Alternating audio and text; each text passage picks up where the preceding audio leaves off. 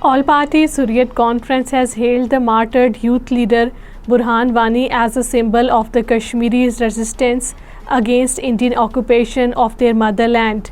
APHC spokesman Advocate Abdul Rashid Minhas, in a statement issued in Srinagar ahead of the Burhan Wani's 8th martyrdom anniversary, praised his courage and enduring inspiration for the Kashmiri youth. APHC has called on the people of the occupied Kashmir to commemorate the Wani's martyrdom anniversary on Monday with a renewed commitment to his noble cause. One Indian Army soldier was killed in an attack in the Kulgam. The incident occurred when the Indian troops launched a cordon and search operation in the area.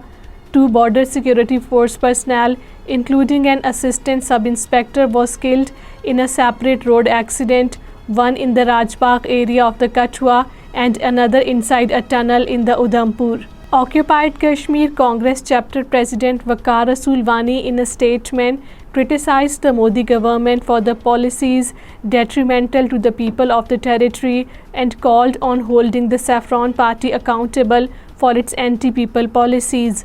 Also, NC leader Agha Sayyid Ruhullah Mehdi, speaking to the reporters in Srinagar, vowed amnesty for the Kashmiri prisoners and restoration of the occupied Kashmir constitutional status if elected in the assembly elections.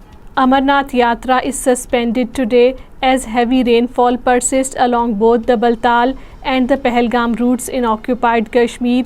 The Yatra, which commences on the June 29, is scheduled to continue until August 19.